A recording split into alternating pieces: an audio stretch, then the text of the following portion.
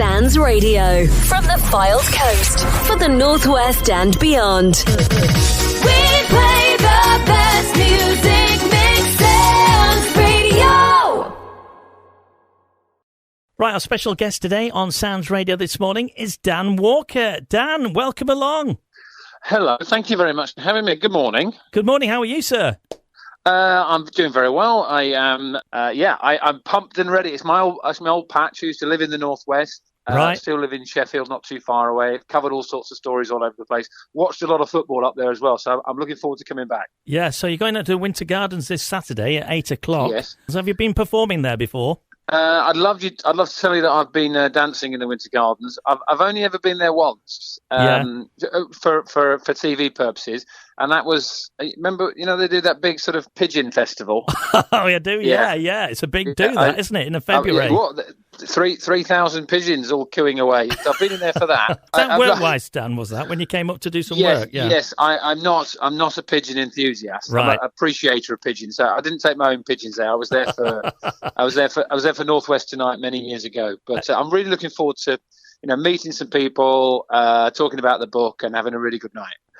The book that I've written, Standing on the Shoulders, I think it's the best thing I've ever done. In terms of the people in there are amazing. Yeah. And as a journalist, I just love telling stories. I love telling people stories. And, I know you speak to lots of people on Sounds Radio, and it's a case of sometimes 5 minutes isn't enough. And, you want to know more about them, what makes them tick, and definitely, and how they've got to where they are. Yeah. And those are the people basically that I've gone back to and just asked more questions of and tried to find out what makes them tick. And also, most of the people in the book have been in some really difficult and dark places, but they found a way out. Right. So there's so much for me, and hopefully for the people who read it, to learn about how would you deal with being in that same situation. Yeah. We deal with all sorts of subjects, like sacrifice, forgiveness, rehabilitation, even a horrible subject of suicide. There's 3 dads in there who all lost their daughters to suicide. So it's how do you react to that, and how do you as a human come out the other side? And there's people in there who are have been in a very long tunnel.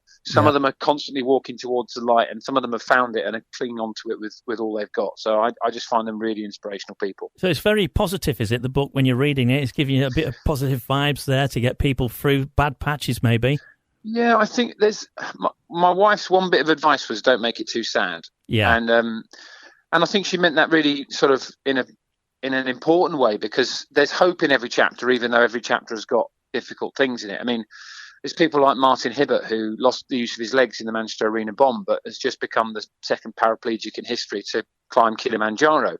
He refuses to be defined by the wheelchair that he gets around in. Yeah. And he says, it's not my injuries that make me feel disabled, it's the people's attitudes to me that make me feel disabled. There's people in there like Jimmy Olabumni Adewole, who, remember, jumped in the Thames to save the drowning woman and died himself. And I spoke to his best friend and his family and some of his close associates about what an inspiration he has been. And if you like Strictly, I mentioned dancing. I've never been to the Winter Gardens to dance, but there's 2 chapters in there about Strictly. One about Nadia, my partner, who just about her hard work and determination to reach the top and become world champion, and the sacrifices she made along the way, and a bit about our story on Strictly. Yeah. But one of my favourite chapters is about Rose, who won last year with Giovanni, and her mum Donna, who never allowed her daughter's deafness to stand in her way of having the opportunities that we all enjoy. Yeah. And she just was determined to make sure that her daughter would be able to knock on every door, and all of a sudden she ends up winning Strictly and fine-tunes all our senses on a Saturday night, and probably changes TV forever, if I'm honest. I love stories like that. I love reading stories like that. Factual stuff as well is probably our best read, to be honest with you. Autobiographies, I read them all the time because you can learn so much from them, can't you? That's it, and it's all real life. And there's, I found it hard to write some of the chapters because they're so sort of emotionally powerful. But there's 2 chapters which took me a long time to write. There's the 2 men. You remember the man with the narwhal tusk who attacked Usman Khan, the terrorist, at Fishmongers Hall? Yeah.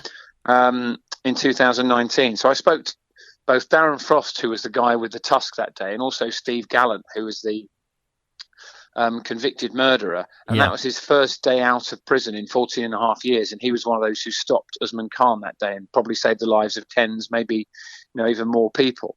And there's that chapter about how they both recovered from that, and what they saw that day and how that still impacts on them. And then right at the end of the book, there's a chapter called The Truth About Monsters, which is about 3 amazing women who've all had somebody in their family murdered, and yet they've all somehow, in very different ways, been able to forgive those 3 people for what they've done. Wow. And forgiveness is one of those things, isn't it? It's easy to talk about, like we are now. When it actually arrives on your doorstep, how does that work out? How do you practically forgive somebody for taking the life of someone you love? And I just find those 3 women unbelievable and a real inspiration. And also being involved in Football Focus for 12 years. I mean, you've got all the sports. I mean, there's a lot of engagement in sport, and there's a lot of things going on behind the scene in sports, isn't there? Yeah, and in my previous book, in Remarkable People, one of the chapters was about Gary Speed and how he sadly took his own life after coming on Football Focus. And I think in this book there aren't. I talk a little bit about Gary with the 3 dads who lost their own 3 daughters to suicide. But football is still very much a powerful heartbeat in my life. I love sport, and I just think it is. I did an interview with the last remaining surviving member of the Temptations. Right. And it went off on a bit of a tangent, and basically we talked about the fact there's only 2 things which unite all of us: music and sport. And that's one of the things I love about sport. And the rights and the wrongs of the forthcoming World Cup in Qatar, it will bring us together, whether that's uniting around a desire to change the world in terms of human rights and workers' rights and things like that, or it's coming, the England team or the Wales team, whoever you've managed to, whoever you are supporting. And music does the same thing. Definitely. There's certain tracks which just uplift you all or take you back to a place in your life, a time in your life, a person in your life. And I love that sort of uniting power of sport and music. And one of the chapters in the book is about two men called Paul and Nick Harvey.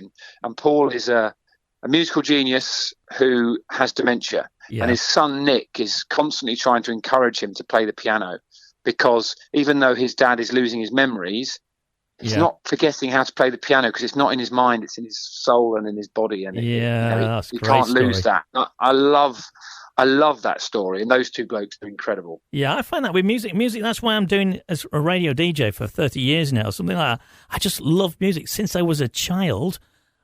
One thing I always did was collect lots of records all the time, and it's just that. And people come up to me and say, well, it's in your blood. I get that all the time, I say, well, what else should I do? And I say, well, do that, because it's in your blood, Nige. Do it. Carry on doing what you really love doing. It's like you say, it changes the mood, doesn't it? That's the amazing privilege, isn't it? It's that thing of being able to do what you love. And I think my great passion, I love music, but my great passion is telling other people's stories.